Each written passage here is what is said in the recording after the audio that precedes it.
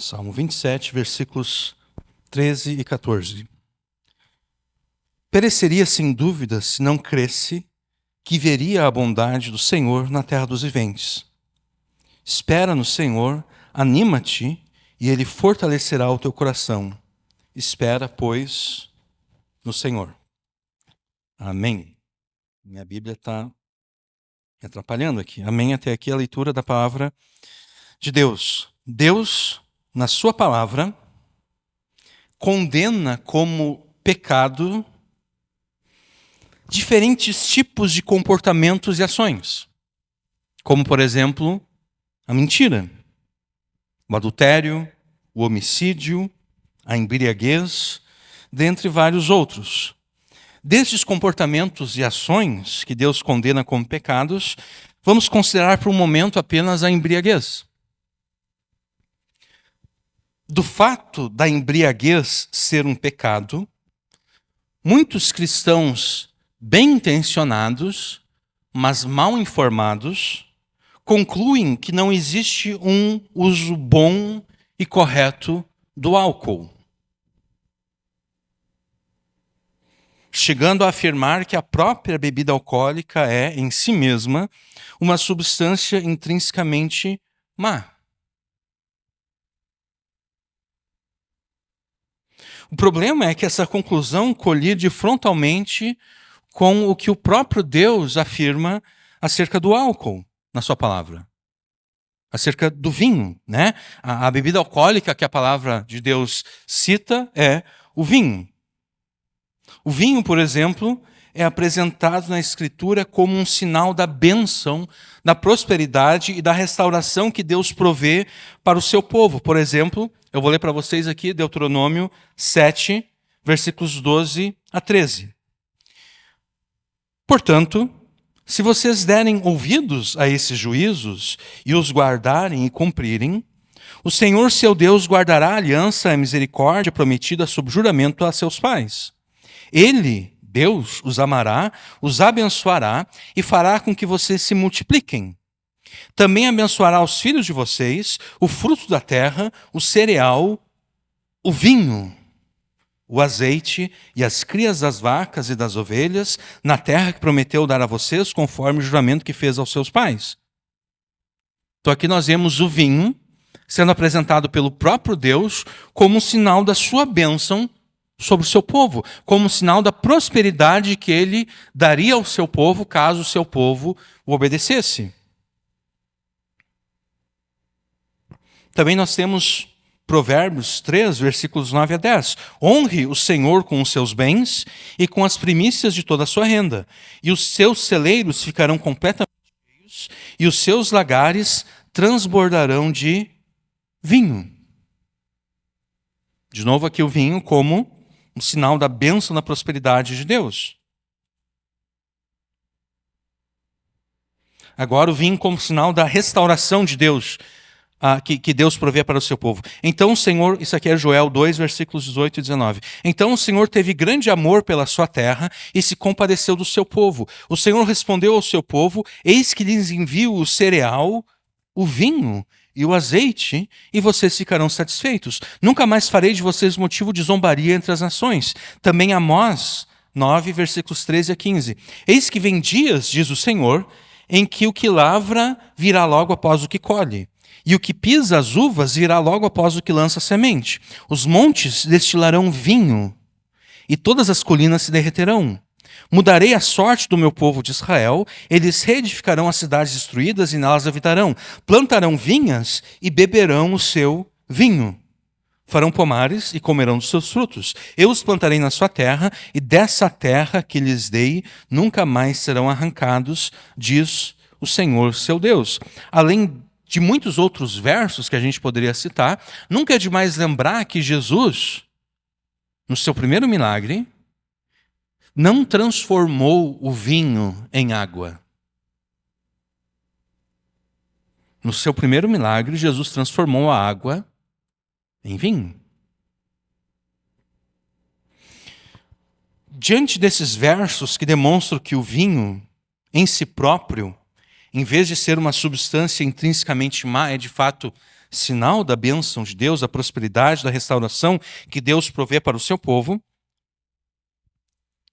aqueles cristãos bem intencionados, mas mal informados, eles chegam a afirmar que na Escritura o vinho não é como o nosso vinho hoje. Eles afirmam que o vinho, na Bíblia, nada mais é do que suco de uva. Tá bom. O problema é o seguinte, ninguém consegue ficar bêbado de suco de uva, né? Então, se o vinho na Bíblia é suco de uva, não faz sentido todas as vezes em que Deus alerta o seu povo contra a embriaguez. Não faria sentido Deus fazer esse alerta, porque ninguém ficaria bêbado. Ninguém fica bêbado bebendo suco de uva. A pessoa, de repente, até pode, né? Se a pessoa, de repente, toma uns 3, 4, 5 litros de suco de uva numa vez só, provavelmente essa pessoa vai passar mal, mas ela não vai ficar embriagada.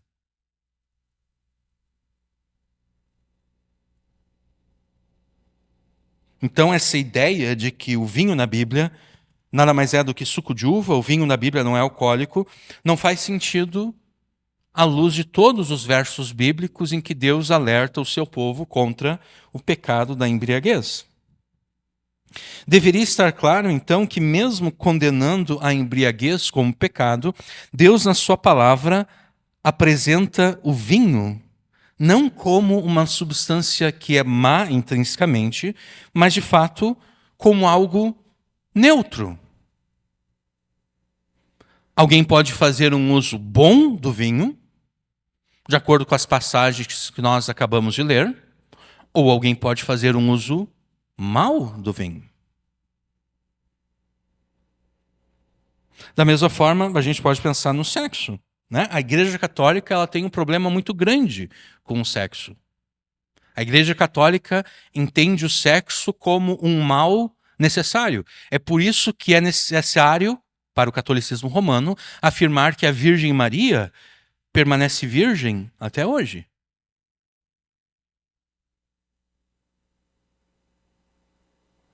Por quê? Porque a Igreja Católica ela não consegue entender, ela vê toda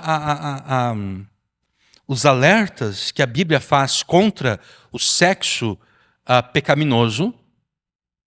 Então ela não consegue perceber que ela assume que se existe pecado sexual, então necessariamente o sexo é algo sujo. Necessariamente o sexo é algo, é um mal necessário. E, no entanto, toda a Escritura demonstra que o sexo é bom, se ele for usado, se ele for feito corretamente, dentro do casamento. Homem e mulher devidamente casados. Você deve estar pensando, tá bom, o que vinho, o que sexo tem a ver com Salmo 27, versículos 13 e 14? Bom, num primeiro momento, vinho, sexo, não tem nada a ver com esse salmo aqui. Mas de uma forma indireta ele tem a ver, sim. Sabe por quê? Eu vou repetir aqui a minha conclusão com relação ao vinho, tá? Do fato de Deus condenar como pecado o abuso do vinho, não é possível concluir que não existam usos bons e apropriados do vinho. Do mesmo modo, do fato da teologia da prosperidade não passar de um amontoado de heresias, não se segue que Deus não deseja abençoar e, de fato, não abençoa o seu povo. De forma bem simples, a teologia da prosperidade ela descontextualiza e interpreta erradamente a Bíblia para afirmar que o Filho de Deus somente deve experimentar bênçãos sem medidas nesse mundo. É isso que a teologia da prosperidade afirma. Ela afirma que se você está passando por alguma dificuldade, é porque ou você tem falta de fé, ou então você está em pecado. Se você está enfrentando uma doença, ou é falta de fé, ou é pecado. Se você está enfrentando algum problema financeiro, Ou você tem falta de fé, ou você cometeu um pecado. Isso é assim porque, segundo a teologia da prosperidade, o Filho de Deus, o crente em Jesus, ele somente deve experimentar bênçãos sem medida nesse mundo.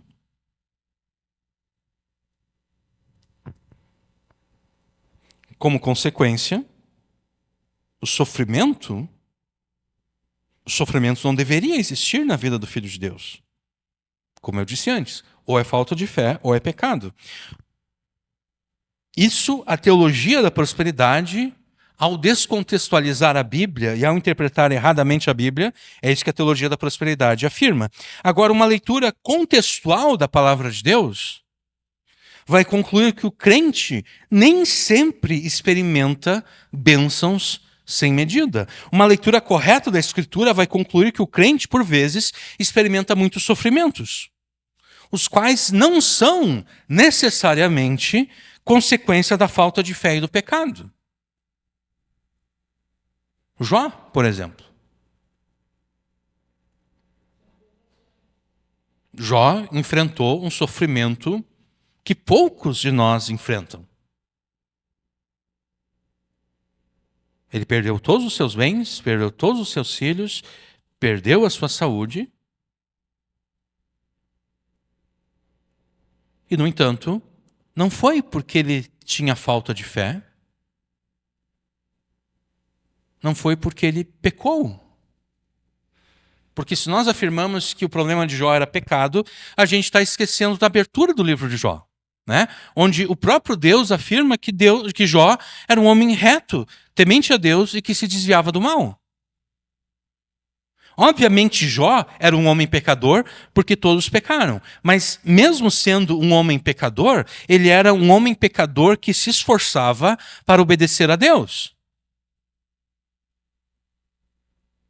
Quando ele pecava, ele certamente confessava esse pecado a Deus, porque o texto no livro de Jó afirma que quando os seus filhos, se reuniam para fazer os seus banquetes e tudo mais, quando os dias de banquete chegavam ao final, Jó oferecia sacrifício a favor dos seus filhos a Deus, porque Jó raciocinava da seguinte forma: de repente os meus filhos pecaram contra Deus. E eu não quero que Deus discipline os meus filhos, eu não quero que Deus castigue os meus filhos, então eu vou oferecer a Deus sacrifício a favor dos meus filhos, para que caso eles tenham pecado contra Deus, mesmo no seu pensamento, haja perdão para eles, e assim eles não precisem ser julgados por Deus, ser condenados por Deus. Então, Jó é um exemplo claro de que o crente pode sofrer, e o sofrimento na vida do crente nem sempre é consequência da falta de fé, nem sempre é consequência do pecado.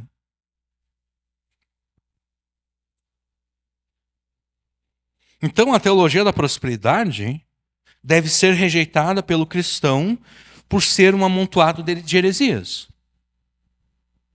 Mas ao rejeitarmos a teologia da prosperidade, nós caímos no risco de cometermos o mesmo erro que aqueles cristãos bem intencionados, mas mal informados, cometem com relação ao vinho, com relação ao álcool.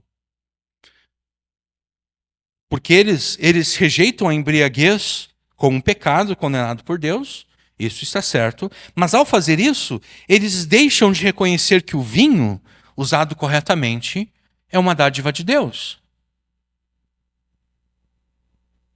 Ao rejeitarmos como heresia a teologia da prosperidade, nós não devemos, em hipótese alguma, aderir a uma teologia do sofrimento e da desgraça, porque é muitas vezes isso que nós fazemos. A gente rejeita a teologia da prosperidade, e nós fazemos bem em rejeitar a teologia da prosperidade, mas no lugar dela, nós adotamos uma teologia do sofrimento, uma teologia da desgraça, segundo a qual o cristão somente experimenta sofrimentos e desgraças neste mundo.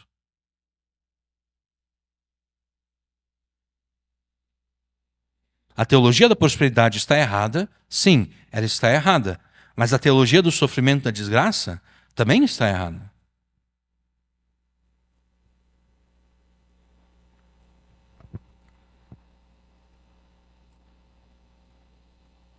Uma leitura contextual e correta da Escritura concluirá que o cristão experimenta neste mundo tanto a bênção em meio aos sofrimentos, como também sofrimentos em meio à bênção.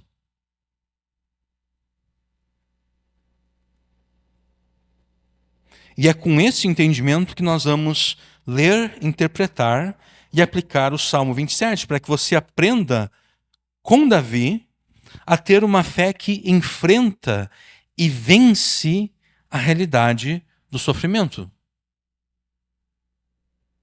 E à medida em que lermos, aplicarmos e interpretarmos o Salmo 27, você vai notar que a fé que enfrenta e vence a realidade do sofrimento é aquela fé que busca a Deus no dia da adversidade. Você deve sim rejeitar a teologia da prosperidade como um amontoado de heresias, mas ao rejeitá-la, você não pode, em hipótese alguma, em seu lugar, adotar uma teologia do sofrimento da desgraça, como não. A vontade de Deus é que os seus filhos realmente sofram neste mundo. Não, a vontade de Deus não é que os seus filhos sofram neste mundo. A vontade de Deus é que os seus filhos passem por sofrimentos, mas esses sofrimentos não são toda a realidade que Deus tem para os seus filhos. Existe, sim, sofrimento em meio à bênção, mas também existe a bênção em meio ao sofrimento. Talvez vocês nunca correram o risco de cometer esse erro, mas eu cometi esse erro no passado.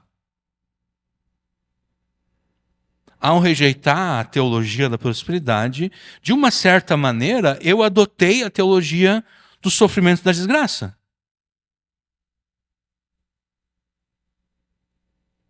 De modo que, por exemplo, quando eu chegava na minha leitura bíblica no Salmo 37, a gente pode abrir aqui.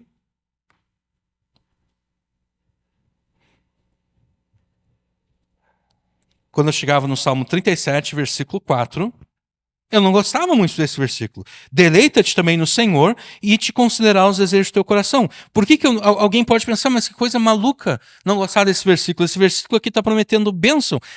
O problema, eu não gostava desse versículo, é porque eu interpretava esse versículo da mesma forma que os hereges da teologia da prosperidade interpretam esse versículo. E como eu sabia que eles estavam errados, de alguma forma eu não gostava desse versículo. Eu chegava aqui, é a palavra de Deus, mas eu não gosto muito dessa parte da palavra de Deus.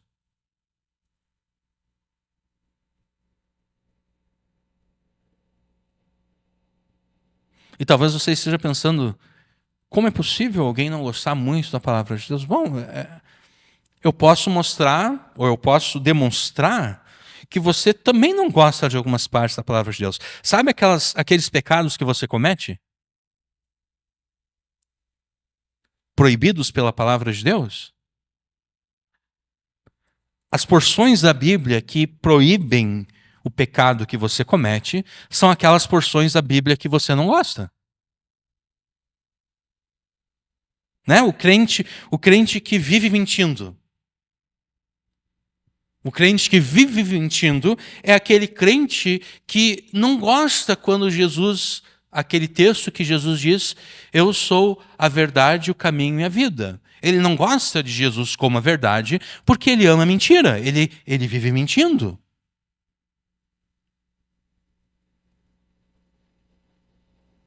Ou o crente que de alguma forma rouba, ele não gosta daquelas passagens que condenam o roubo como pecado.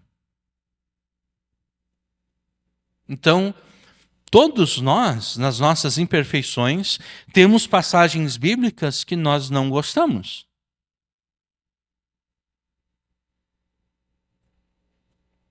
Então, talvez vocês nunca correram um risco de, ao rejeitar a teologia da prosperidade, adotar a teologia do sofrimento e da desgraça, mas eu, por um período breve, cometi esse erro. Porque quando eu chegava nesse versículo aqui, deleita-te também no Senhor de considerar os desejos do teu coração, eu interpretava esse texto como, por exemplo, como Neuza Itioca interpretaria esse texto aqui, ou como Valnice Milhomens interpretaria esse texto aqui, ou como o Edir Macedo interpretaria esse texto aqui, ou como Silas Malafaia interpretaria esse texto. Ou como o Cowboy de Jesus, ou R.R. Soares, ou Robson Rodovalho, ou qualquer outro que adota a teologia da prosperidade. Mas o nosso objetivo não é tratar de Salmo 37, versículo 4. Nosso objetivo é abordarmos o Salmo 27. Então nós vamos voltar para o Salmo 27.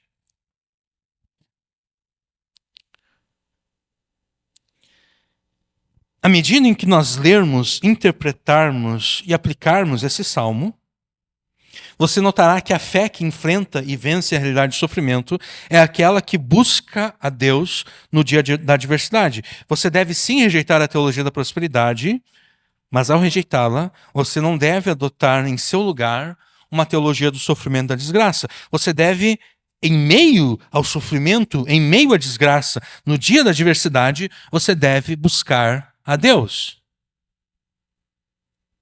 E se você buscar a Deus no dia da adversidade, Ele te defenderá, esconderá com a sua presença e te abençoará. E ao longo dessa mensagem nós vamos demonstrar como é que você vai se assegurar que Deus te defenderá, te esconderá na sua presença ou com a sua presença e te abençoará. Tudo isso no dia da adversidade. O Salmo 27, ele pode ser dividido em duas partes. A primeira parte é uma canção de confiança em Deus, dos versículos 1 até o 6. E a segunda parte é um lamento a Deus devido ao sofrimento, versículos 7 até o 14.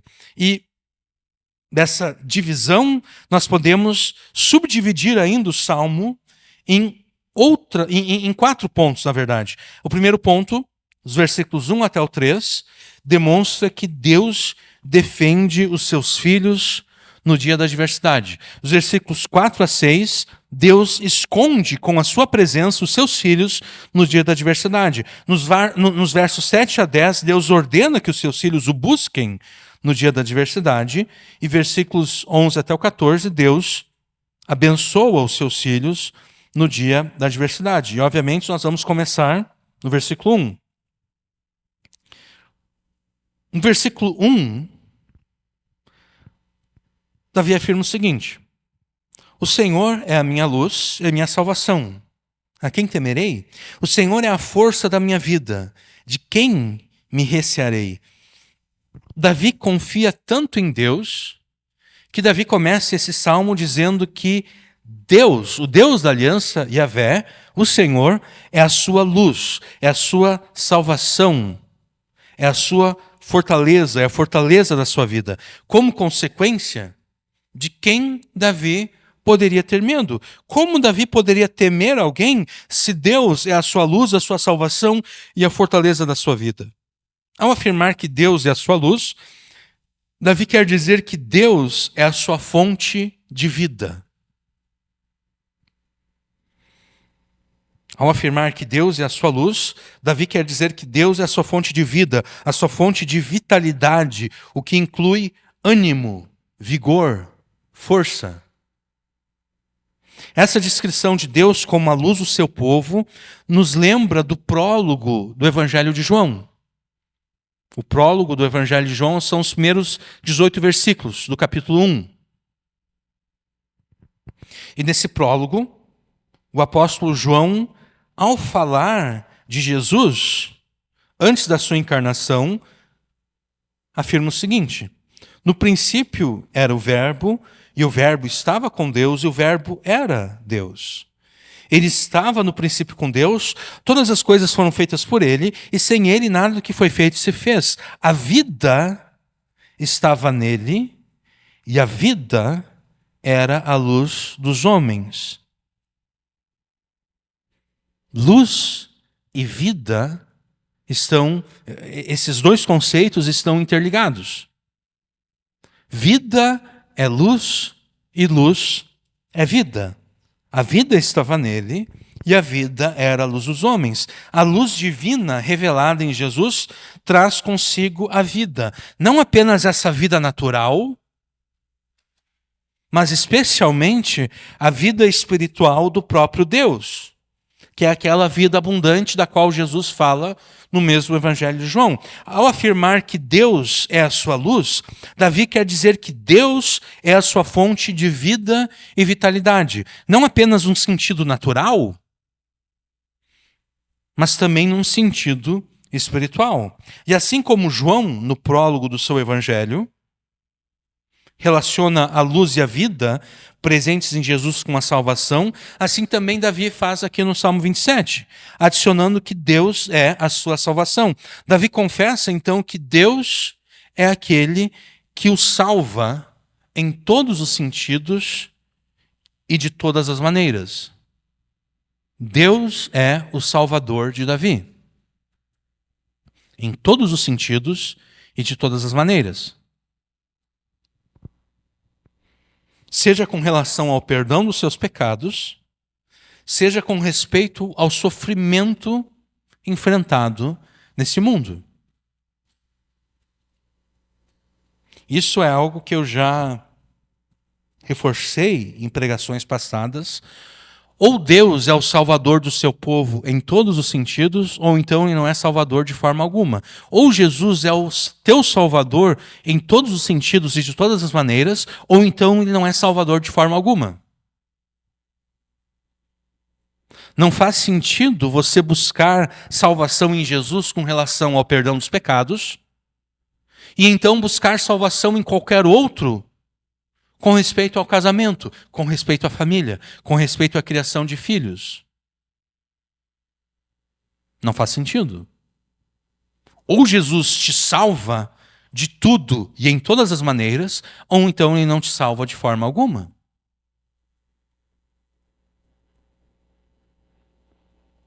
Porque não faria sentido para um judeu, não faria sentido para Davi, por exemplo, buscar, quando ele pecasse, ir até o templo, oferecer um sacrifício para o perdão dos seus pecados, mas quando ele tivesse algum outro problema, ele procurasse a solução em Baal.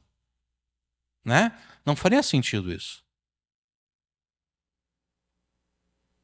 Ou o Deus de Israel é o Salvador de Davi, em todos os sentidos e de todas as maneiras, ou então ele não é Salvador de forma alguma. Sendo que Deus é a sua fonte de vida e vitalidade, sendo que o próprio Deus é a sua salvação, segue-se que Davi não tem a quem temer. Não há ninguém e nada que poderia instilar medo em Davi. Porque Deus é a sua luz, Deus é a sua fonte de vida e vitalidade, Deus é a sua salvação. Não há nada nem ninguém que possa instilar medo em Davi. Mas além de ser a sua fonte de vida e vitalidade e salvação, Deus também era a força da vida de Davi. O Senhor é a força da minha vida. Ou ainda, Deus era a fortaleza na qual a vida de Davi estava escondida. Deus era a fortaleza na qual a vida de Davi estava protegida. Assim sendo, Davi repete: de quem terei medo? De quem me recearei? Quem é que pode me amedrontar? Se Deus é a fortaleza na qual a minha vida está protegida. E é impossível lermos esse versículo aqui e não nos lembrarmos imediatamente das palavras de Paulo em Romanos 8. Que diremos então à vista dessas coisas? Se Deus é por nós, quem será contra nós? Davi está afirmando a mesma coisa que Paulo aqui. O Senhor é a minha luz, a minha salvação, a quem temerei. O Senhor é a força da minha vida, de quem me recearei. Que diremos então à vista dessas coisas? Se Deus é por nós, quem será contra nós? Aquele que não poupou o seu próprio filho, mas por todos nós o entregou, será que não nos dará graciosamente com ele todas as coisas? Quem intentará acusação contra os eleitos de Deus? É Deus quem os justifica. Quem os condenará é Cristo Jesus, quem morreu, ou melhor, quem ressuscitou, o qual está à direita de Deus e também intercede por nós. Quem nos separará do amor de Cristo? Será a tribulação, ou a angústia, ou a perseguição, ou a fome, ou a nudez, ou o perigo, ou a espada? Como está escrito, por amor de ti somos entregues à morte continuamente. Fomos considerados como ovelhas para o matadouro. Em todas essas coisas, porém, somos mais do que vencedores por meio daquele que nos amou. Porque eu estou bem certo de que nem a morte, nem a vida, nem os anjos, nem os principados, nem as coisas do presente, nem do porvir, nem os poderes, nem a altura, nem a profundidade, nem qualquer outra criatura poderá nos separar do amor de Deus que está em Cristo Jesus, nosso Senhor. Nem Paulo, em Romanos 8, e nem Davi, no Salmo 27, professam um triunfalismo barato. O que é esse triunfalismo barato? É a ideia por trás da teologia da prosperidade. De que o crente não enfrenta sofrimentos nesse mundo. De que nunca é plano de Deus para a vida dos seus filhos que eles venham a sofrer. De modo que se o crente está sofrendo, ou é porque ele tem falta de fé, ou então porque ele cometeu um pecado. Esse é um triunfalismo barato. Esse triunfalismo que diz que não, eu nunca vou sofrer.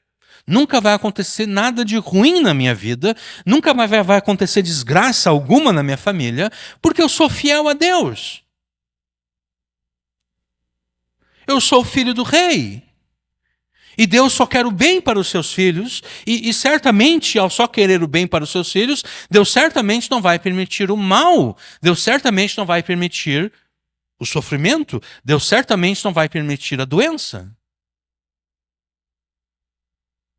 Isso é um triunfalismo barato. A ideia de que a pessoa triunfa sem passar por sofrimento algum.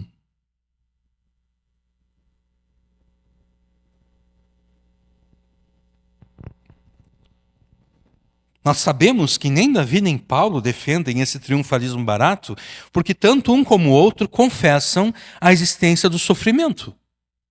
Eu acabei de ler aqui Romanos 8. Paulo lista aqui vários tipos de sofrimento, né? Quem nos separará do amor de Cristo? Será a tribulação, a angústia, a perseguição, a fome, a nudez, o perigo, a espada?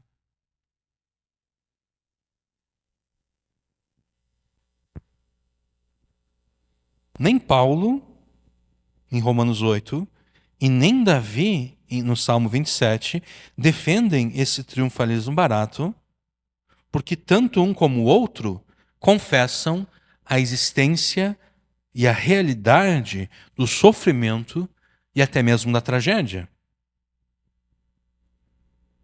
Se Paulo não defende um triunfalismo barato em Romanos 8, o que ele quer dizer então com em todas essas coisas somos mais do que vencedores? Se Davi não defende um triunfalismo barato no Salmo 27, o que ele quer dizer com a quem temerei?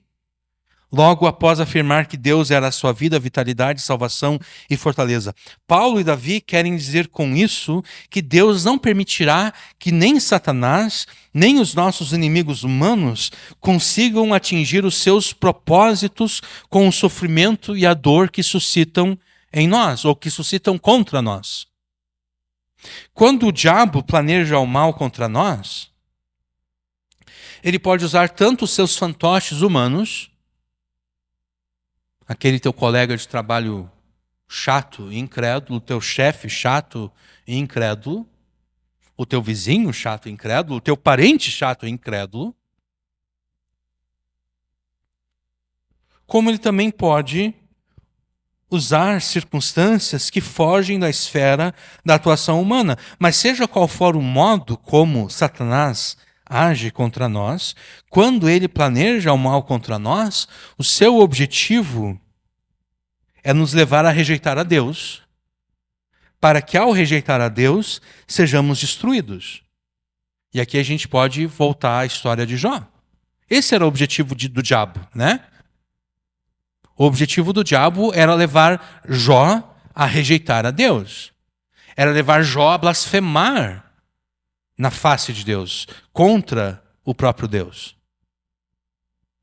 Era levar Jó a dizer o seguinte: mas quem Deus pensa que é?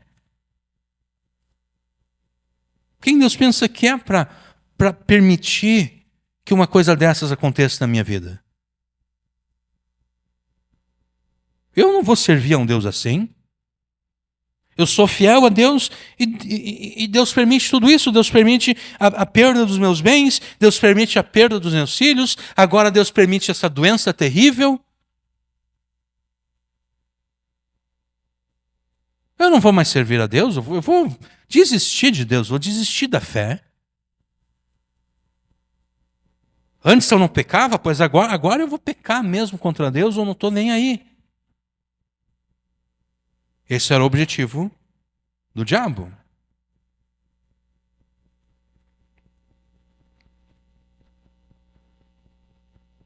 Mas enquanto o diabo planeja o mal contra Jó, Deus está usando... Enquanto o diabo planeja o mal contra Jó com o objetivo de levar Jó a blasfemar de Deus e então ser destruído pelo próprio Deus por ter blasfemado de Deus, Deus está usando o mal que o diabo está planejando contra Jó para levar Jó a reconhecer: poxa vida, eu pensava que eu conhecia o Senhor, mas de fato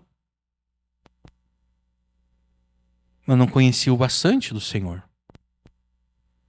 Eu só conhecia o Senhor de ouvir falar. Mas agora eu conheço o Senhor de forma mais profunda. O diabo está planejando o mal contra Jó para, em última instância, destruir Jó. Deus está usando o mal que o diabo está planejando contra Jó para fazer com que Jó amadureça. Então, enquanto o diabo planeja o mal contra nós, visando que neguemos a Deus e assim sejamos destruídos, Deus usa o mal planejado por Satanás para o nosso bem. É por isso que Davi pode se gloriar por não ter a quem temer. Pois Deus é a sua vida, vitalidade, salvação e fortaleza. Davi não tem por que temer ninguém, porque ainda que alguém tente o mal contra ele, contra Davi, Davi sabe que Deus vai usar esse mal para o bem. Então, ainda que alguém consiga fazer o mal contra Davi, Davi sabe que ele não será destruído por esse mal. Davi sabe que, em última instância, ele será abençoado com esse mal, porque todas as coisas cooperam para o bem daqueles que amam a Deus.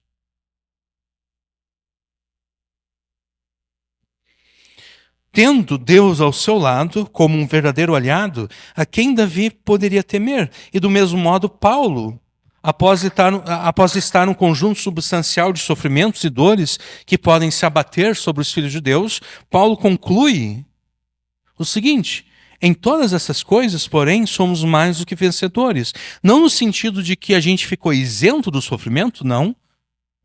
No sentido de que o sofrimento planejado por Satanás não consegue atingir o objetivo de Satanás, que é nos afastar de Deus, é nos afastar do amor de Deus que está em Cristo Jesus. Nós somos mais do que vencedores por meio daquele que nos amou, porque eu estou bem certo de que, ainda que o diabo consiga me matar, nem a morte, nem a vida, nem os anjos, nem os principados, nem as coisas do presente, nem do porvir, nem os poderes, nem a altura, nem a profundidade, nem qualquer outra criatura poderá nos separar do amor de Deus que está em Cristo Jesus, nosso Senhor. Ou como John MacArthur afirmou, John MacArthur é um pastor norte-americano que morreu no ano passado. Ele afirmou o seguinte: a morte não pode nada contra o Filho de Deus, porque a morte, ela faz com que o Filho de Deus esteja presente junto a Jesus. A morte, no máximo para o Filho de Deus, consegue entregar o Filho de Deus na presença de Deus. Então, ainda que o diabo consiga matar o Filho de Deus, a morte não afasta o Filho de Deus do amor de Deus que há em Cristo Jesus.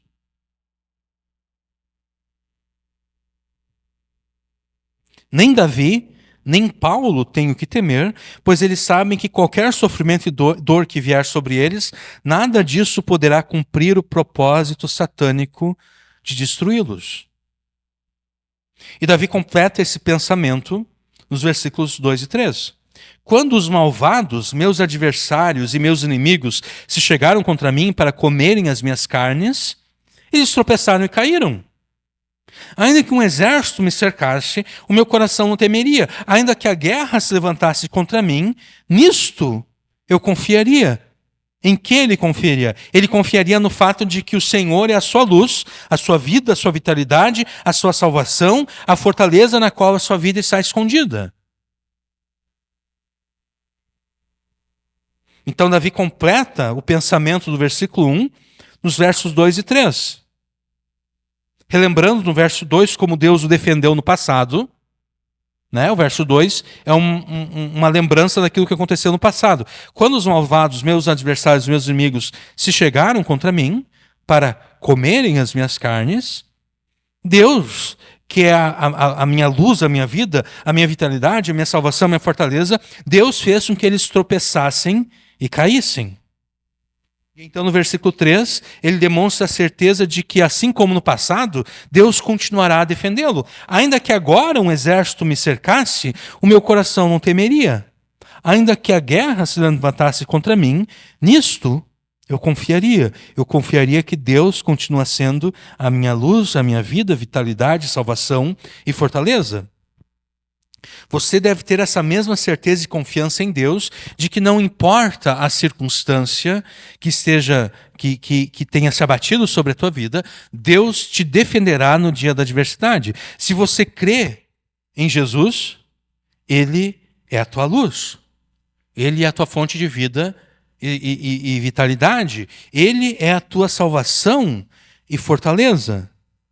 Sendo que Jesus é a tua vida, vitalidade, salvação e fortaleza, por que ele permitiria que o diabo conseguisse o seu propósito maligno de te afastar do amor de Deus que está nele, que está em Jesus? Ele não permitiria. Sendo Jesus a tua luz, a tua vida, vitalidade, salvação e fortaleza, não há por que Jesus permitir que o propósito do diabo, através do sofrimento, o propósito que o diabo tem para esse sofrimento se afastar, não há por que Jesus permitir isso. Não é que Jesus vai necessariamente impedir o sofrimento, não. Jesus muitas vezes vai usar o sofrimento planejado pelo diabo, mas Jesus vai usar de modo que não vai permitir que o objetivo do diabo com aquele sofrimento se concretize. Mais adiante nós vamos citar o exemplo de José, aquele que foi vendido pelos seus irmãos como escravo no Egito. José, ao se reencontrar com seus irmãos, ele afirma o seguinte: vocês queriam o meu mal. Vocês inicialmente queriam me matar, mas Deus limitou a maldade de vocês, levando vocês a meramente me vender como escravo, tendo a esperança de que, como escravo, em algum momento eu morreria no Egito. Então o objetivo de vocês de acabar com a minha vida teria se concretizado. Então vocês queriam o meu mal. Vocês agiram para me matar. Mas Deus usou o mal de vocês para o bem. Ou a gente pode pensar em Jesus. Deus usou o mal dos fariseus, dos saduceus, dos sacerdotes, daqueles judeus que gritaram crucifica-o. Deus usou o mal de Pilatos, a maldade de Pilatos ao não querer ser um juiz justo e correto, porque um juiz jamais pode lavar as mãos. Um juiz que lava as mãos não merece a toga que usa, não merece a posição que recebeu. Ou o juiz diz é inocente, ou ele diz é culpado. Ele não pode dizer, olha, eu vou lavar as mãos. Não. O juiz tem que ter a coragem de dizer é inocente, ou então tem que ter a coragem de dizer é culpado. O juiz não pode ser medroso a ponto de lavar as mãos. Mas mesmo assim, Deus usou o medo de Pilatos de desagradar os judeus. Deus usou o pecado de Pilatos para trazer salvação.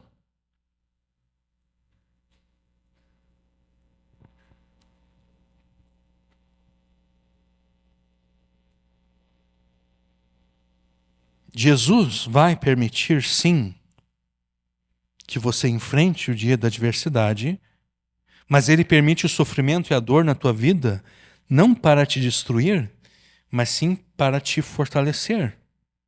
E então, mesmo em meio ao sofrimento e dor, você pode e deve se juntar a Davi e a Paulo nos seus cânticos de confiança em Deus, sabendo que Deus te defenderá dos propósitos satânicos. Mesmo com as lágrimas escorrendo pelo rosto, você pode proclamar com alegria e fé a confiança que você tem em Jesus, dizendo que Jesus é a tua luz e a tua salvação. Portanto, a quem temerei?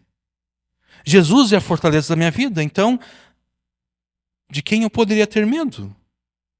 E você pode continuar nessa oração dizendo: meu Pai, o Senhor provou estar ao meu lado quando entregou o seu próprio Filho, o Senhor Jesus, para que eu fosse salvo e recebido como filho teu. Quem poderia então tentar me destruir, estando o Senhor ao meu lado?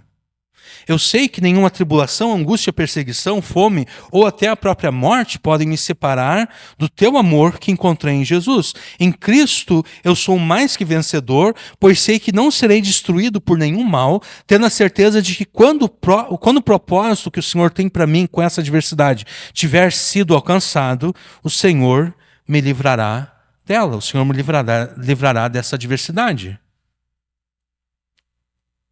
É esse tipo de confiança que você deve ter em Deus, que você deve ter em Jesus. Você deve ter a plena confiança de que Deus te defenderá no dia da adversidade. E Deus te defende no dia da adversidade, te escondendo com a sua presença. Davi afirma no versículo 4, ou melhor, antes disso, na metade do versículo 1, Davi afirma que Deus é a fortaleza da sua vida. Né? O Senhor é a força, é a fortaleza da minha vida. De quem me recearei? Agora ele afirma que a fortaleza pela qual Deus o defende e pela qual Deus defende o seu povo é a sua presença no meio do seu povo, a sua presença no meio de Israel, a sua presença, nós podemos dizer, no meio da igreja.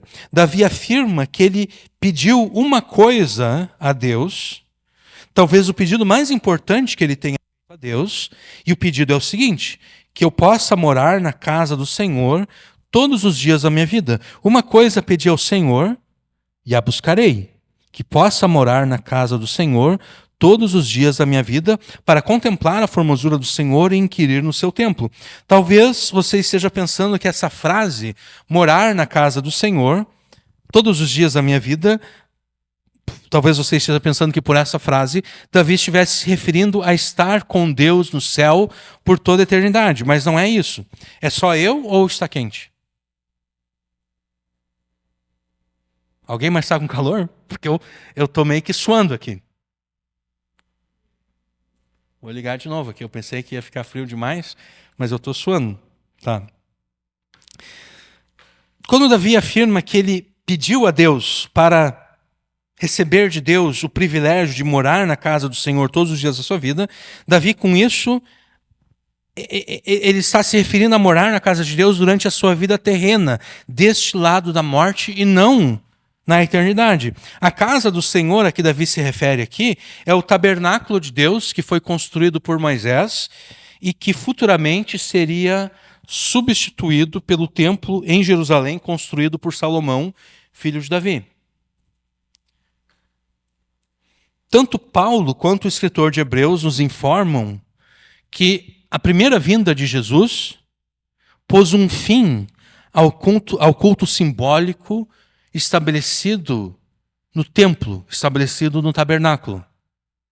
Então, aplicando esse salmo à realidade da nova aliança estabelecida por Jesus, habitar na casa do Senhor significa pertencer ao povo da nova aliança, ao povo de Deus da nova aliança. Significa pertencer à igreja de Jesus.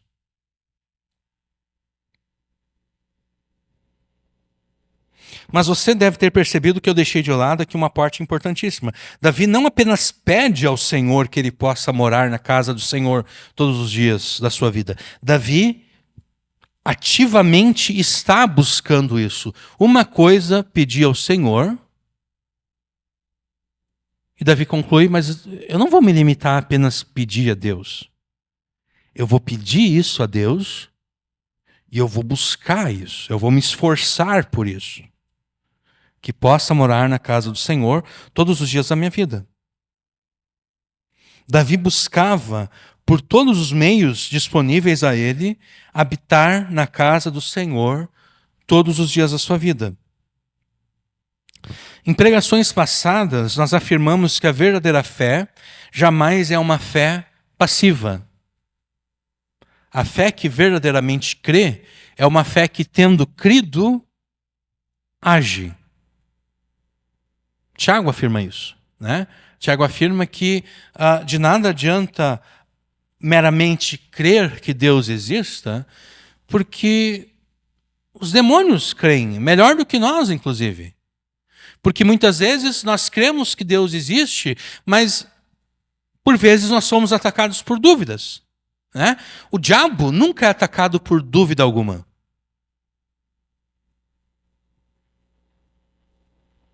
O diabo nunca tem dúvida da existência de Deus. E ele, de fato, nunca tem dúvida da existência de Deus, que ele chega a tremer do fato de que Deus existe. Então, uma fé verdadeira não é aquela que se limita à crença. A fé verdadeira é aquela que, tendo crido, age com base naquilo que crê. A fé verdadeira, tendo crido, obedece, ela age. Davi pedia que, pela sua misericórdia e graça, Deus lhe concedesse o privilégio e a honra de habitar na sua casa por todos os dias. E então, após ter feito esse pedido, com fé, ele colocava a sua fé em prática. Ele se punha a usar os meios preparados por Deus, os meios de graça, para que lhe fosse concedido esse pedido. E, aplicando isso para nós, sendo que habitar na casa de Deus significa para nós pertencermos à igreja de Jesus, para que efetivamente você habite na casa do Senhor, é necessário que você seja um membro ativo de uma igreja local. E é necessário que você frequente a igreja na qual você é membro, que você frequente a igreja com assiduidade, que você esteja presente a todos os cultos que são celebrados pela igreja na qual você é membro. Pois como você pode dizer que, olha, eu sou como Davi, uma coisa pedi ao Senhor e eu vou buscar que eu possa morar na casa do Senhor todos os dias da minha vida, mas hoje tem culto, mas eu não estou afim de ir no culto. Mas eu estou pedindo ao Senhor que Ele me conceda que eu habite na sua casa por todos os dias da minha vida, mas eu não estou afim de ir no culto hoje.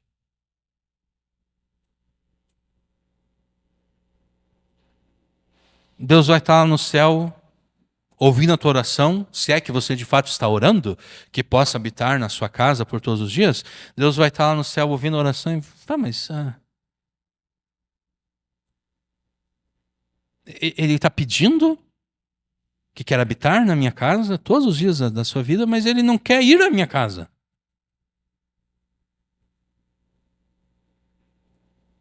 Ele quer habitar na minha casa, mas ele não quer ir à minha casa.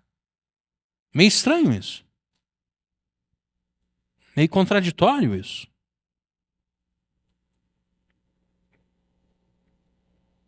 Em segundo lugar, é necessário que você use os meios de graça que Deus disponibilizou ao seu povo para que efetivamente você seja contado como um dos membros do seu povo e um daqueles que habitam a sua casa.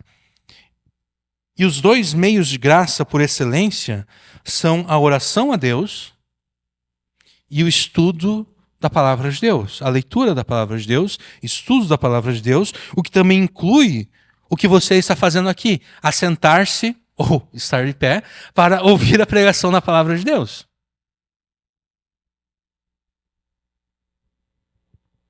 Outro meio de graça, por vezes esquecido, é o jejum. Ensinado por Deus em Mateus 6, por Jesus, que obviamente é Deus também, né? Mas Jesus, em Mateus 6, Jesus ensinou o jejum junto com a oração, em Mateus 6.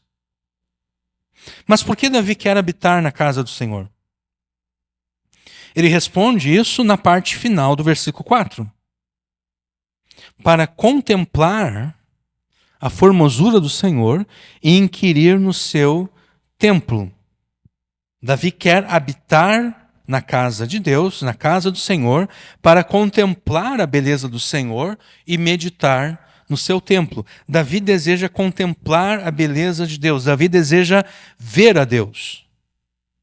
A ideia de contemplar a Deus, a ideia de ver a Deus, é muito rica na história do povo de Deus, desde os dias do antigo Israel, passando por toda a história da igreja, chegando até nós. Mas o que é contemplar a Deus? O que é ver a Deus?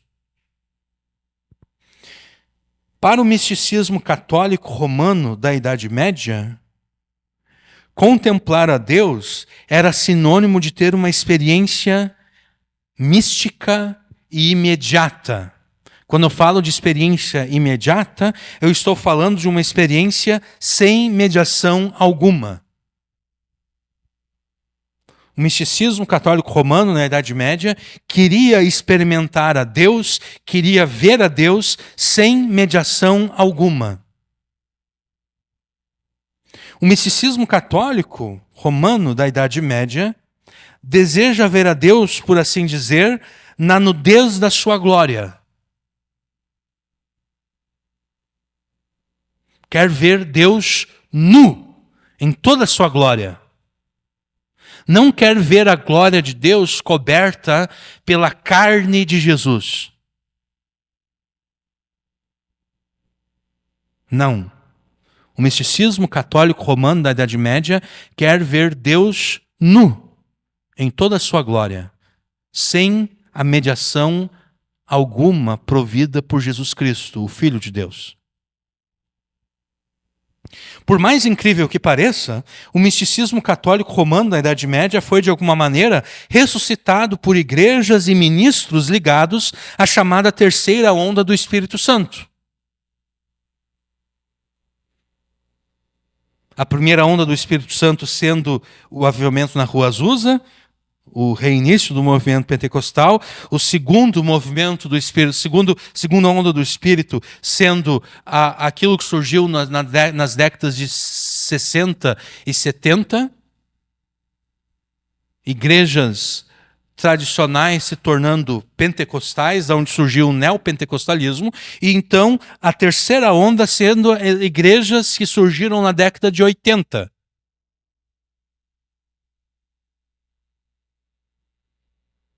Então, por mais incrível que pareça, o misticismo católico romano da Idade Média foi, de alguma maneira, ressuscitado por igrejas e ministros ligados à chamada terceira onda do Espírito Santo, influenciando assim negativamente outros setores do pentecostalismo e neopentecostalismo e até mesmo igrejas mais tradicionais. Não é sem razão que a ideia da contemplação de Deus é o tema de várias canções, de várias das canções mais cantadas nas igrejas brasileiras, ligadas a essa terceira onda aqui no Brasil, na primeira década dos anos 2000, das quais talvez a mais conhecida foi a versão em português do inglês original de Paul Belloc, popularizado no Brasil por David Keelan, cujo título é Abra os olhos do meu coração.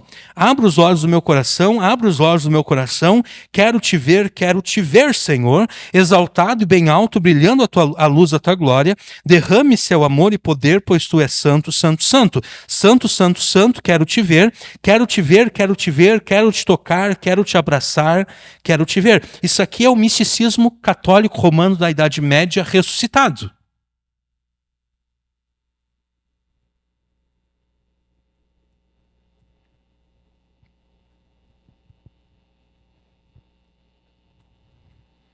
O compositor diz a Deus: quero te ver, quero te tocar, quero te abraçar, mas o que isso significa na prática? Será que realmente ele esperava que enquanto ele estivesse cantando isso, Jesus apareceria na sua frente para que ele então pudesse, em primeiro lugar, ver Jesus, então tocar em Jesus e por fim abraçá-lo? Ou será que essa é uma linguagem metafórica? E se essa é uma linguagem metafórica, o que significa ver, tocar e abraçar Jesus?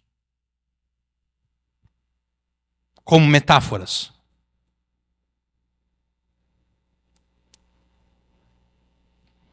Talvez você esteja pensando: tá, mas Davi está fazendo o mesmo aqui. Davi quer contemplar a formosura do Senhor. Davi quer inquirir no seu templo.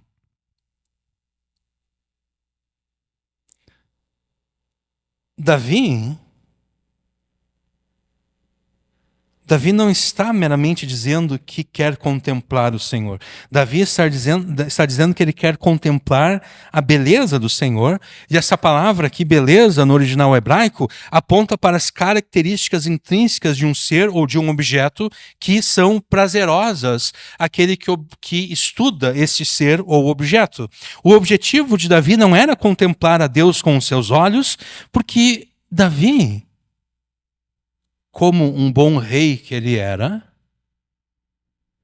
ele obedeceu a Deus quando Deus, através de Moisés, ordenou que os reis de Israel tivessem uma cópia de Gênesis, Êxodo, Levítico, Números e Deuteronômio.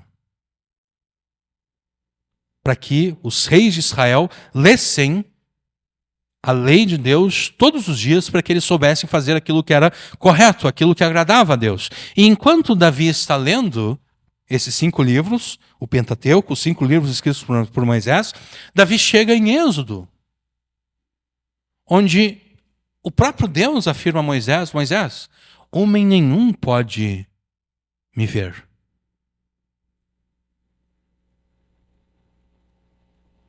Ninguém pode me ver, Moisés. Porque se alguém me ver, essa pessoa vai morrer. Ninguém pode me ver e permanecer vivo. Então Davi sabia disso.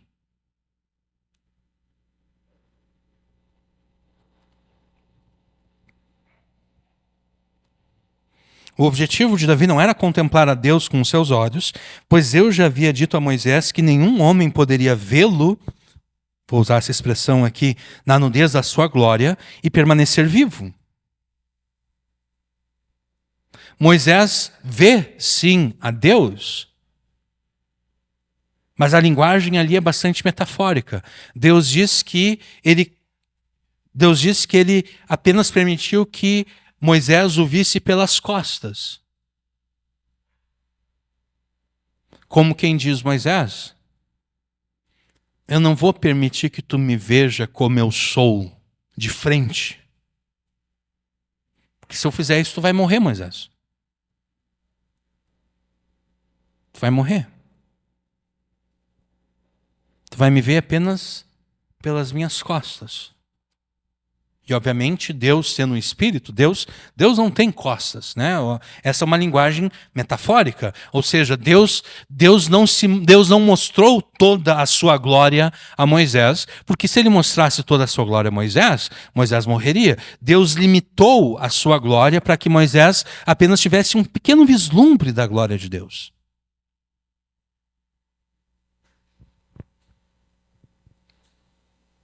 Ao escrever que queria contemplar a beleza do Senhor, Davi estava afirmando que queria conhecer a Deus no seu caráter e nos seus atributos. Essa é a beleza do Senhor que Davi queria ver, que Davi queria conhecer. De fato, a expressão contemplar a beleza do Senhor é explicada por aquilo que vem logo a seguir: meditar no seu templo. A visão que Davi queria ter de Deus era uma visão que, tendo ele compreendido o caráter de Deus, tendo ele compreendido os atributos de Deus, ele poderia meditar no caráter e nos atributos de Deus. Então, o misticismo católico romano, cujo anseio era ver a Deus na nudez da sua glória, misticismo esse ressuscitado por algumas igrejas ligadas à terceira onda, é muito próximo do misticismo pagão. O desejo místico de ver a Deus na nudez da sua glória, sem mediação alguma, é condenado por Deus nos escritos de Moisés como o caminho mais rápido para a morte física e condenação eterna. O caminho mais rápido para o inferno é ver a Deus na nudez da sua glória. Esse é o caminho mais rápido para o inferno. Ver a Deus na nudez da sua glória.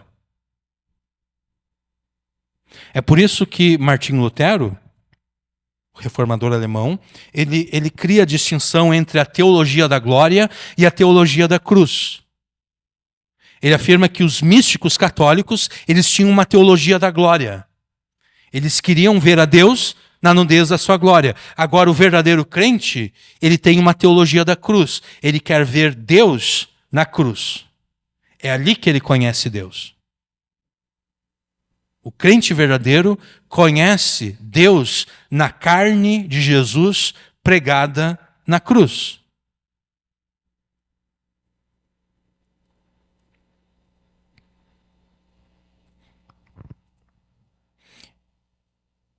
E eu já fiz referência aqui à experiência de Moisés, né?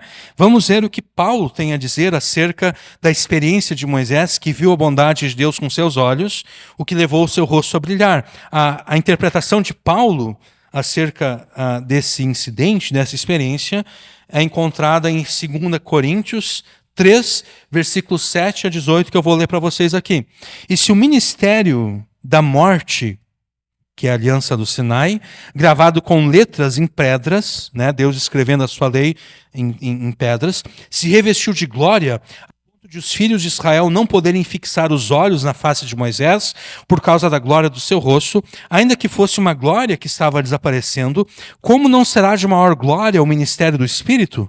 Porque se o ministério da condenação teve glória, em muito maior proporção será glorioso o ministério da justiça. Pois neste particular, o que era glorioso, já não tem mais glória diante da glória atual, que é muito maior. Porque se o que estava desaparecendo teve sua glória, muito mais glória tem o que é permanente. Tendo, pois, tal esperança, agimos com muita ousadia. E não somos como Moisés, que punha um véu sobre o rosto, para que os filhos de Israel não pudessem fixar os olhos no fim daquilo que estava desaparecendo.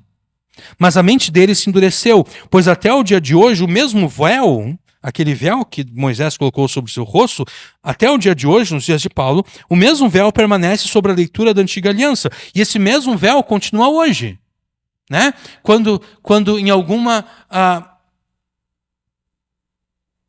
nos lugares onde judeus religiosos se reúnem e eles estão lendo Moisés, esse mesmo véu continua sobre o rosto deles, porque eles estão lendo Moisés e eles não percebem que Moisés escreveu sobre Jesus.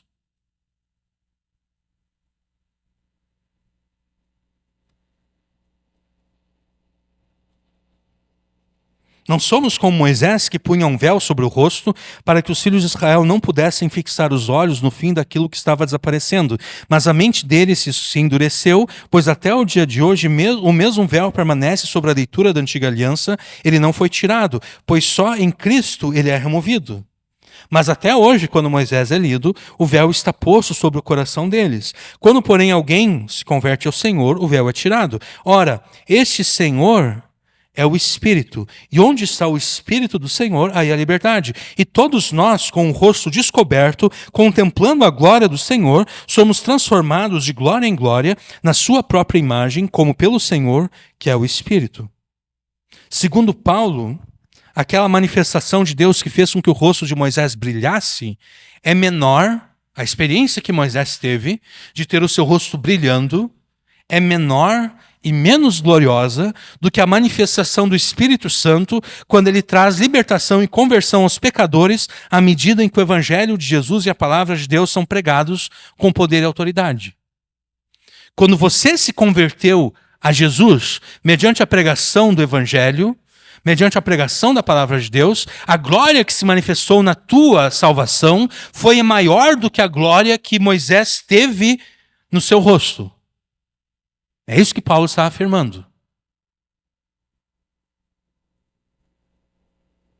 A glória de Deus que se manifestou no momento em que você, ao ouvir a pregação da palavra, se converteu a Jesus, essa glória que se manifestou na tua salvação é maior do que aquela glória que estava refletida no rosto de Moisés. Porque, segundo Paulo, aquela glória estava desaparecendo. Por isso que Moisés, Paulo interpreta assim, por que Moisés colocou o véu? Porque Moisés não queria que Israel percebesse que aquela glória estava diminuindo.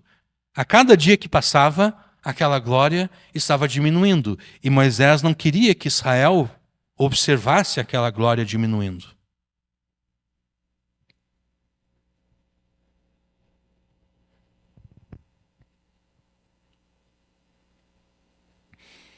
Então, de novo, segundo Paulo, aquela manifestação de Deus que fez com que o rosto de Moisés brilhasse é menor e menos gloriosa do que a manifestação do Espírito Santo quando ele traz libertação e conversão aos pecadores à medida em que o Evangelho de Jesus é pregado.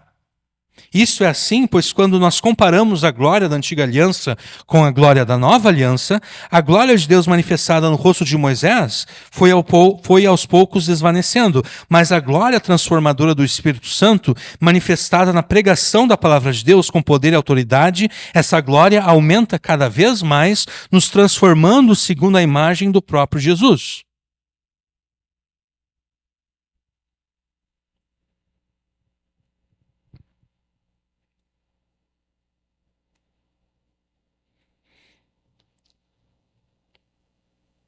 Você, ouvindo essa pregação,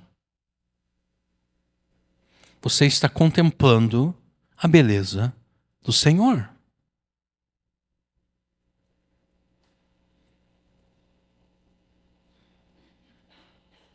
Você está contemplando a glória de Deus,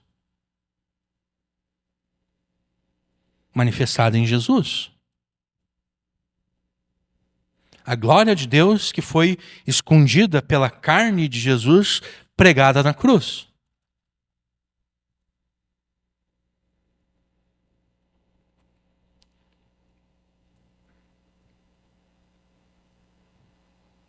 E o objetivo de contemplar a Deus, contemplar a formosura, a beleza do Senhor, é ser transformado segundo a sua semelhança. Esse é o objetivo. Por isso a pregação da palavra de Deus. Por isso a pregação da palavra de Deus é importante. Por isso, numa igreja antiga, um certo pregador chegou lá para pregar e quando ele chegou no púlpito, ele viu que no púlpito alguém tinha com uma faca ou um canivete, alguma coisa assim, era um púlpito de madeira. Alguém tinha, com uma faca ou canivete, ele escreveu na madeira do púlpito o seguinte versículo: Senhor, queremos ver a Jesus. Que é aquilo que os gregos falaram para Filipe, se eu não me engano, no Evangelho de João. Quando Jesus está próximo da sua morte, certos gregos chegam até Filipe e eles dizem para Filipe: Senhor, queremos ver Jesus. Então alguém naquela igreja escreveu no púlpito para que o pregador, ao chegar no púlpito, ele entendesse qual é a missão dele. A missão dele é fazer as pessoas que estão ali verem a Jesus.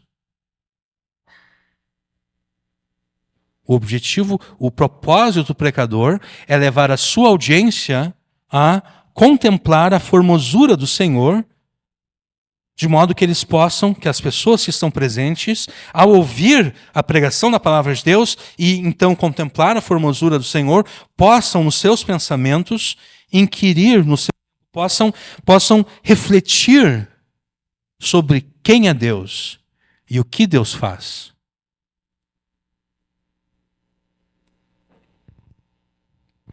Tudo isso para que os crentes sejam transformados à imagem e semelhança de Jesus. Este era o objetivo de Davi ao habitar na casa do Senhor, meditar na palavra de Deus para que deste modo ele pudesse contemplar a beleza de Deus, entendendo o seu caráter, para então viver a sua vida neste mundo segundo o próprio Deus, imitando Deus em todas as coisas. É a esse tipo de pessoa que Deus defende no dia da angústia. É a esse tipo de pessoa que Deus esconde no seu tabernáculo, que Deus esconde com a sua presença. No dia da angústia, versículos 5 e 6. Porque no dia da adversidade me esconderá no seu pavilhão. No oculto do seu tabernáculo, tabernáculo é o lugar onde Deus habita. No oculto do seu tabernáculo me esconderá, por-me-á sobre uma rocha.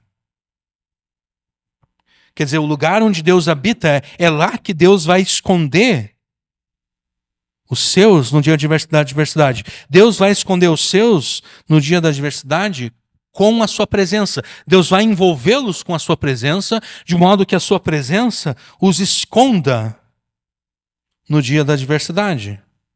Também agora a minha cabeça será exaltada sobre os meus inimigos que estão em redor de mim. Por isso oferecerei sacrifício de júbilo no seu tabernáculo. Cantarei, sim, cantarei louvores ao Senhor. Então, o tipo de pessoa que Deus defende no dia da angústia, o tipo de pessoa que Deus esconde no seu tabernáculo, que Deus esconde com a sua presença, é aquela que habita na casa do Senhor, é aquela que medita na palavra de Deus, para que possa contemplar a beleza de Deus, entendendo deste modo o seu caráter, para que então possa viver a sua vida neste mundo segundo o próprio Deus, imitando a Deus, imitando a Jesus. É esse tipo de pessoa que Deus defende. É esse tipo de pessoa que Deus esconde com a sua presença. É esse tipo de pessoa que Deus coloca sobre aquela rocha que é capaz de suportar os vendavais e as tempestades da vida. Né? Por-me-á sobre uma rocha, finalzinho do versículo 5, eu me lembro aqui do final do Sermão do Monte. Aquele que ouve essas minhas palavras e as pratica é semelhante ao homem que construiu a sua casa sobre a rocha. Uma rocha que é capaz de suportar as tempestades, os vendavais, as enchentes.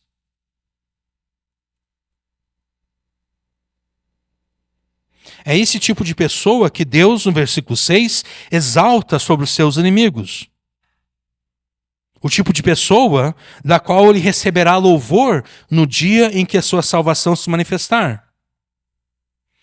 Final do versículo 6 faz referência a sacrifícios, né? E também faz referência a louvores sendo cantados. Cantarei, sim, cantarei louvores ao Senhor. Você deve ser esse tipo de pessoa a quem Deus protege, a quem Deus esconde no seu tabernáculo, no secreto da sua habitação, a quem Deus esconde com a sua presença. E como você será esse tipo de pessoa? Imite a Davi.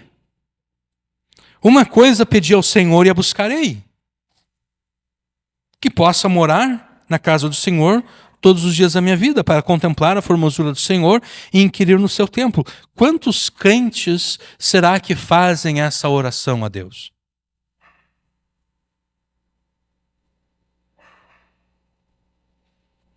Quantos crentes será que hoje fizeram essa oração a Deus?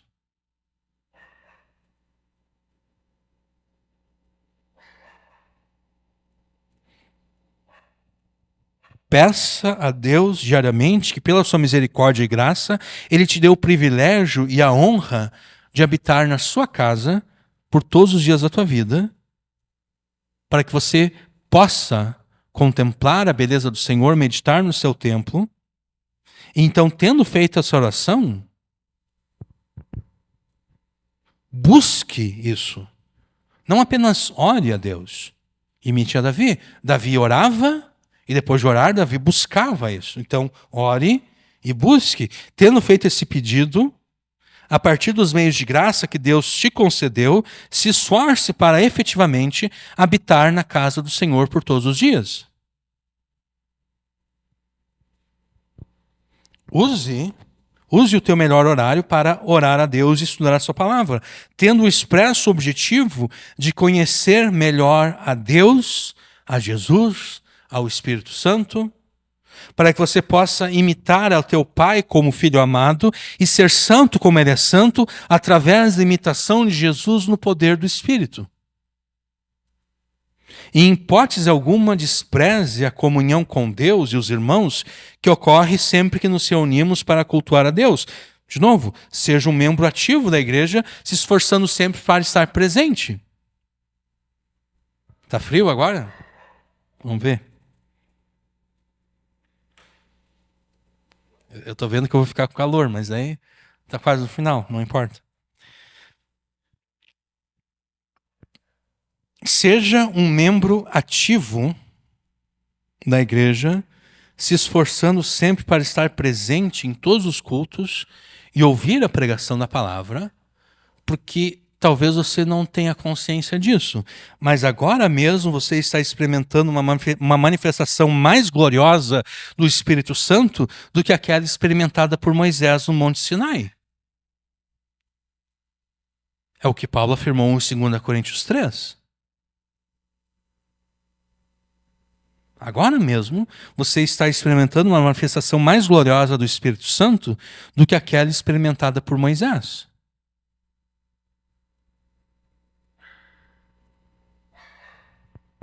À medida em que você dá atenção à pregação da palavra,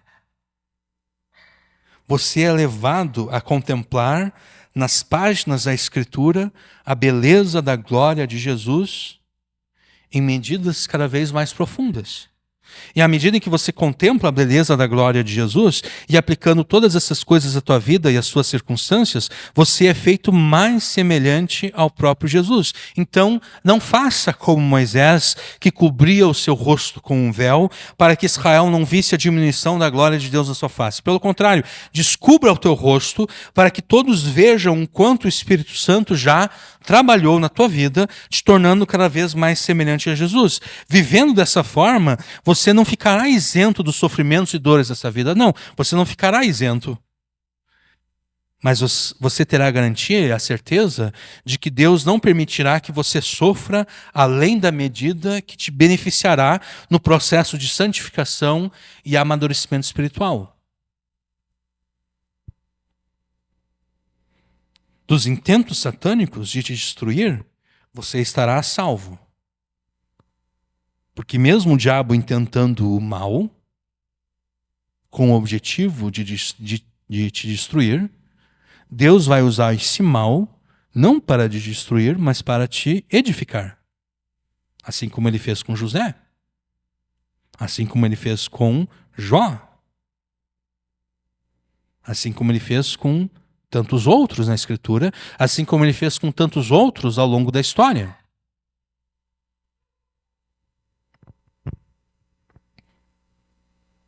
Vivendo dessa forma, você terá plena confiança de que Deus te defenderá no dia da adversidade e que Deus te esconderá com a sua presença nesse dia da adversidade.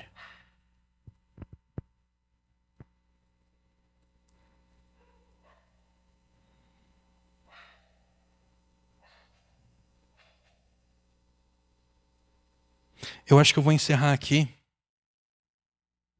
porque estou vendo que eu não vou ter tempo de chegar até o final. Então, na semana que vem, nós vamos continuar a partir do momento onde nós paramos. Mas até lá, viva da forma como nós descrevemos ali. Busque contemplar a beleza do Senhor. Busque inquirir no seu templo para que a tua vida seja transformada, de modo que no dia da adversidade você seja defendido e escondido por Deus com a sua presença. Amém.